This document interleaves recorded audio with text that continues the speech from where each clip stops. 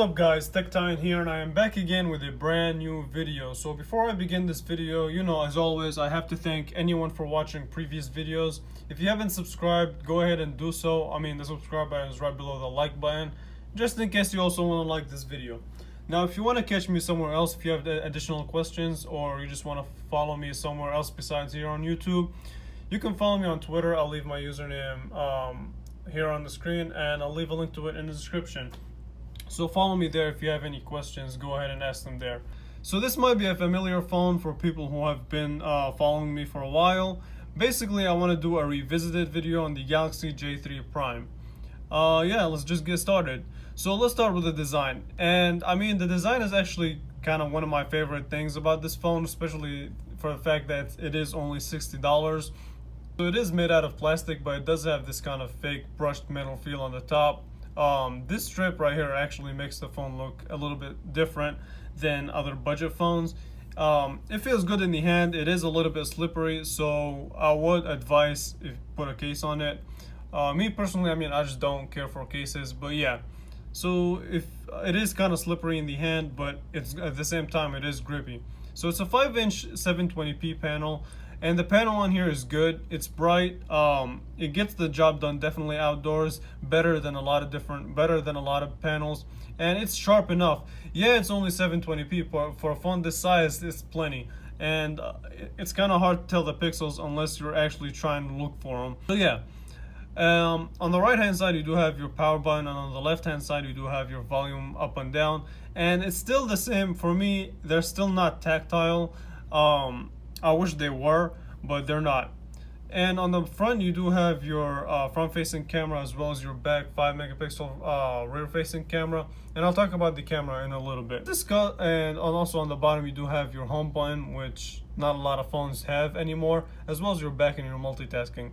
Okay, so let's quickly discuss performance. And day-to-day tasks on this phone 1 year later is still fantastic, especially for the price. Actually, it definitely beats out a lot of other phones at this price point. For example, opening up the phone app, it's really fast. It does kind of lag from time to time. That's if you're really using a lot of apps in the background. So let me just quickly discuss the battery life. And the battery life on this phone a year later, it's good. Definitely competes with other phones at this price point. Actually, it kind of beats them out too. But at the same time, it's not really fantastic. It really will not get you through a whole day of heavy use. So yeah, be near a charger before the end of the day. And it does depend on your usage, but for me personally, I did end up charging it at the end of the day. But again, that's just me. And the charging port they use is unfortunately still the micro USB, and I guess it's kind of forgivable since this phone has been out for a year. But hopefully in the next generation of this device, we only get USB-C.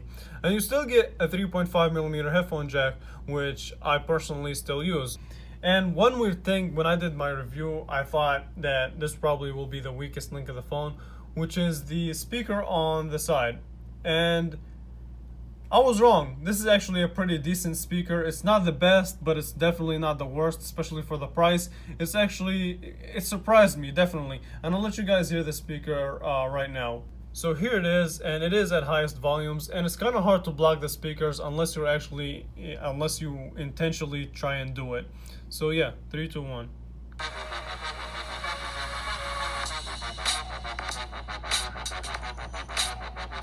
Hey, what is up guys, I'm KBHD here, and welcome to Autofocus Episode 2.